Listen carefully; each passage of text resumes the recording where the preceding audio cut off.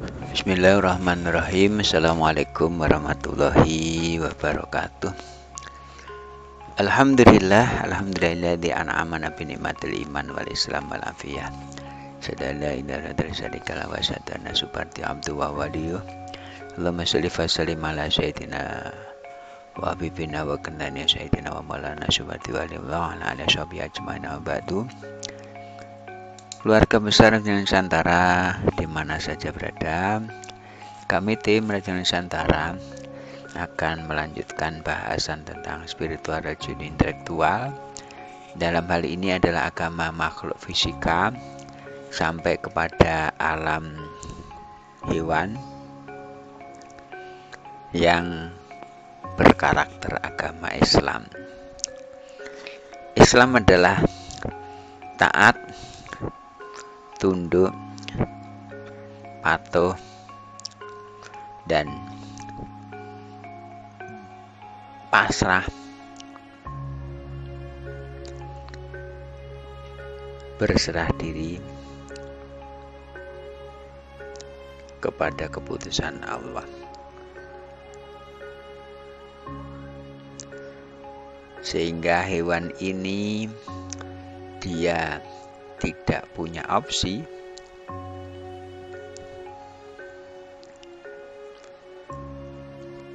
yang ada adalah ketetapan tanpa pilihan. Jadi kalau kambing itu hanya satu kata mbek, berarti ketetapan tanpa adanya pilihan. Kenapa monyet itu dirantai? Tidak ada yang nolongin, tidak ada yang buka, karena sampai sekarang ini belum pernah ada monyet yang minta tolong. Andaikan bisa minta tolong, pasti bukan monyet. Hadirin, kemudian kita lihat dari sisi hewan. Hewan ini adalah makhluk Allah yang diciptakan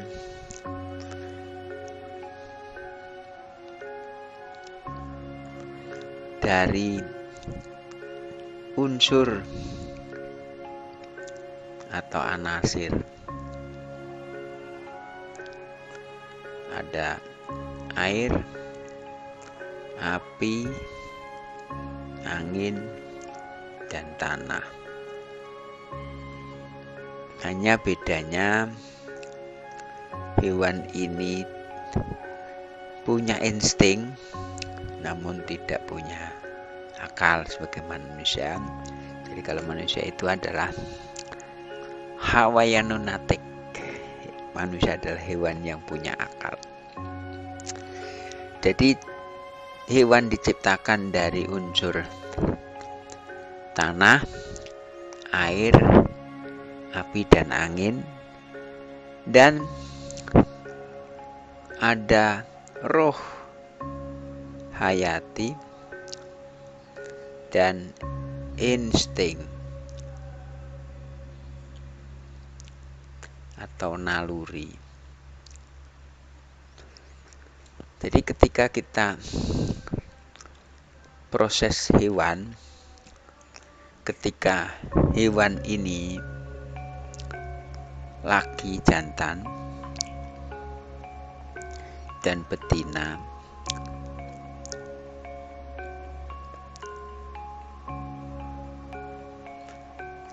ini baru nanti proses pembuahan,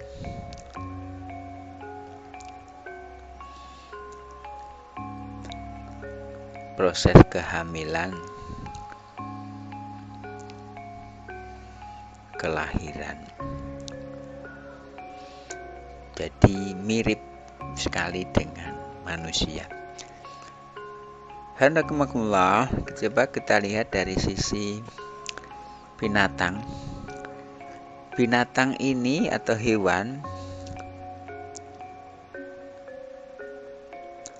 ini punya kebutuhan makan, minum udara libido.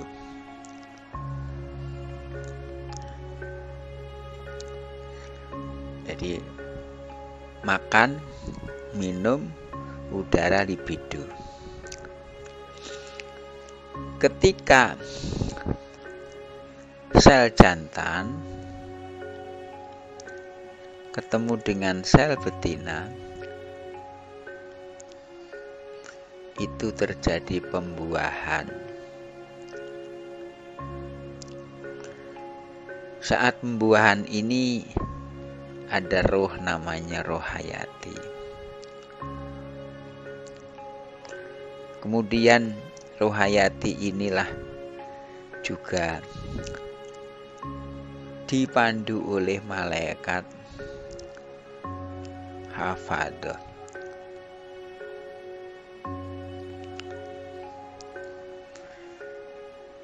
Haramakumullah. Jadi kalau dalam proses hewan, sperma laki ketemu dengan sel betina, sel jantan ketemu betina. Kita contohkan kambing. Maka ketika kambing jantan dan betina kawin, terjadi pembuahan. Dalam pembuahan ini kemudian di dalamnya ada roh hayati, dan itu sudah mulai ada malaikat hafadah bekerja menggunakan plasenta untuk asupan. Makan, minum udara sampai batas lahir.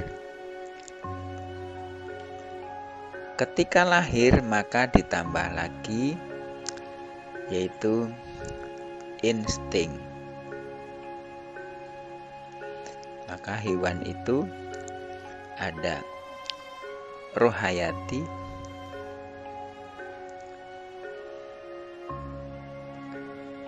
plus malaikat hafadah,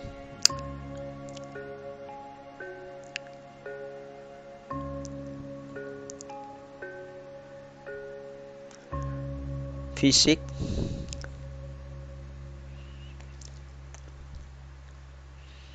kemudian insting. Jadi kambing yang lahir itu punya roh hayati, kemudian dibimbing oleh malaikat hafadah, punya fisik bentuk kambing itu, dan insting. Nah, insting itulah untuk mencari nanti makan. Nah, jadi insting ini untuk mencari makan, minum udara, kemudian libido.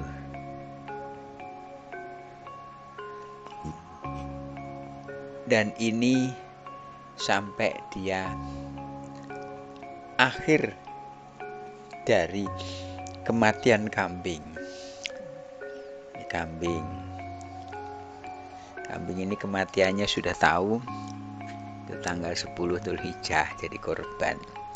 Nah, ketika kambing ini daftar di korban, maka dipotong. Kambing itu dipotong, maka yang hilang adalah roh hayati, malaikat hafadah,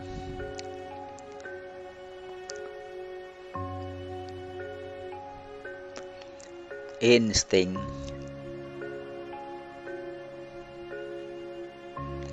tinggal fisik berupa daging dan tulang. Jadi kalau kambing mati dipotong, itu roh hayatinya hilang. malaikat hafadah hilang, instingnya hilang, tinggal fisik daging yang menjadi konsumen manusia.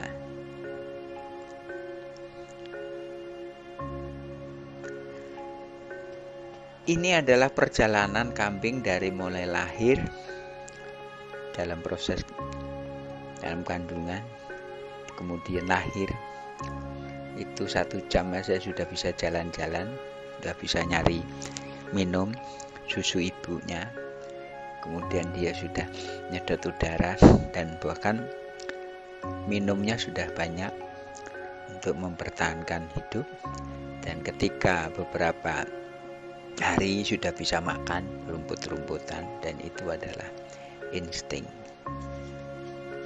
Hadirin, kemudian kita bisa melihat hewan ini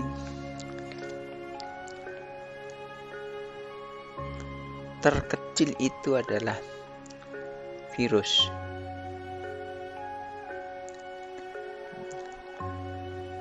Virus atau bakteri. Bahkan virus itu,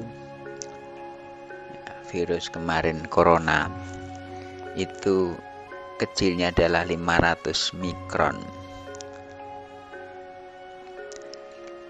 Sekecil itu dia juga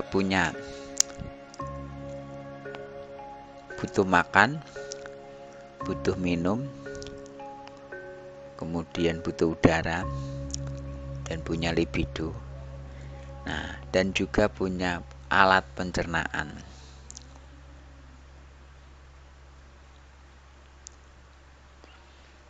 Dan semua lengkap. Sampai hewan yang paling besar itu gajah. Gajah itu dia punya fisik, rohayati, kemudian ada malaikat hafadah yang hidup, gajah hidup itu mas hafadah. Kemudian dia punya insting, punya pencernaan, punya naluri untuk libido, dan lengkap semua. Dan itu semua adalah satu kata opsi, yaitu tanpa pilihan. Opsinya hanya satu. Ketika gajah, ya suaranya harus gajah, dan seluruhnya harus aktivitas gajah. Hadirin rahimakumullah, dan ternyata binatang-binatang ini juga banyak manfaatnya buat kita manusia. Wadarana lahum famina rokubum mamin hayakulun. Ada sebagian yang dari naikan itu kuda, dan sebagian ada yang jadi asupan itu protein, jadi protein hewani, kambing, biri-biri, kemudian sapi, unta, kerbau. Nah, ini adalah sebagian yang jadi asupan buat kita. Semakin ada yang jadi kendaraan, gajah, kemudian kuda, dan lain-lain. Dan semua itu taat dan tunduk terhadap aturan Allah. Dan juga semua hewan ini tidak kena taklif hukum. Maka sebenarnya hewan itu dia setelah mati tidak ada pertanggungjawaban.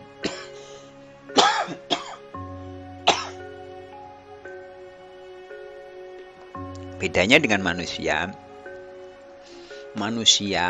yang mungkin lebih kecil dari gajah. Nah, ini pun ketika meninggal itu rohayati pisah dengan jasad, termasuk malaikat hafadah.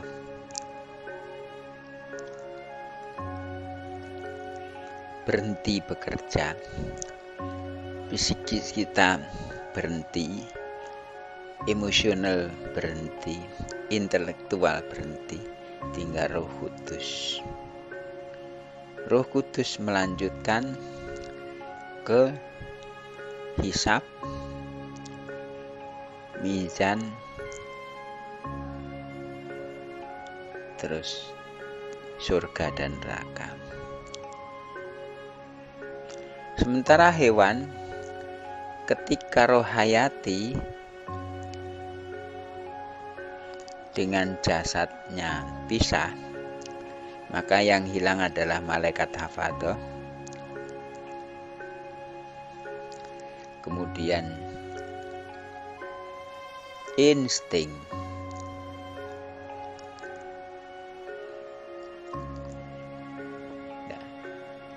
Malaikat hafadhah dan insting ini hilang, maka tinggal fisik. Fisiknya inilah yang kelak akan menjadi santapan. Kalau manusia, fisiknya harus di alam barzah, dikubur. Surga neraka menanti dari Rohul Kudus. Sementara hewan selesai di alam dunia tanpa ada pertanggungjawaban di akhirat, karena hewan tidak kena taklif hukum. Hadirin ada satu riwayat bahwa seekor babi itu di sini jadi haram. Di dunia buat orang Islam haram, tidak boleh karena memang dilarang oleh Allah. Tanda kita taat sama Allah. Kemudian babi ini berpidato, saudara-saudara manusia yang diadab oleh Allah di neraka, Anda dengan saya itu mulia saya. Saya seorang babi, bukan seorang ya, saya binatang babi, tidak kena taklif hukum, makanya saya tidak kena adab. Namun Anda semua manusia yang dulu dimuliakan oleh Allah, yang saya diharamkan oleh Allah, ternyata sekarang di akhir mulia saya. Dan apresiasi saudara-saudara yang taat sama Allah di surga, nikmatilah surga atas kerja keras Anda dalam memenuhi panggilan Allah. Maka saya, babi hewan ini yang dulu diharamkan, saya akan istirahat, tidak kena taklif hukum. Sementara orang-orang kafir yang dimuliakan kena taklif hukum, orang mukmin dimuliakan lebih karena mendapatkan ridhonya Allah SWT. Pidatonya babi ini mari kita cermati sebagai minimal renungan buat saudara-saudara kita. Di akhirat itu yang menjadikan kita mulia itu hanya iman dan amal soleh. Jadi tauhidnya tetap Allah sebagai Tuhan, iman dan amal soleh ini yang akan membeli surga. Sementara di dunia ini dimanjakan dengan uang, hasil dari iptek, ilmu pengetahuan teknologi menghasilkan uang, dan uang mampu membeli glamornya dunia. Namun mampukah uang ini menjadi amal soleh? Inilah orang-orang yang iman dan amal soleh, uangnya menjadi jariyah dan mendapatkan pahala yang mengalir sampai kapanpun tetap mengalir dengan izin dan ridha Allah SWT. Mari keimanan dan ketakwaan yang menyelamatkan diri kita. Uang yang harusnya menjadi fasilitas menambah pundi-pundi amal, jangan sampai jadi tujuan. Iptek yang menghasilkan uang, jangan menjadikan glamor dunia melupakan akhirat. Rabbana atina fid dunya hasanah wa fil akhirati hasanah wa qina adzabannar. Wassallallahu sayyidina subhanahu wa ta'ala wa sallam. Fadli subhana rabbika rabbil izzati amma yasifun. Wassalamu ala wali walhamdulillahi rabbil alamin. Assalamualaikum warahmatullahi wabarakatuh.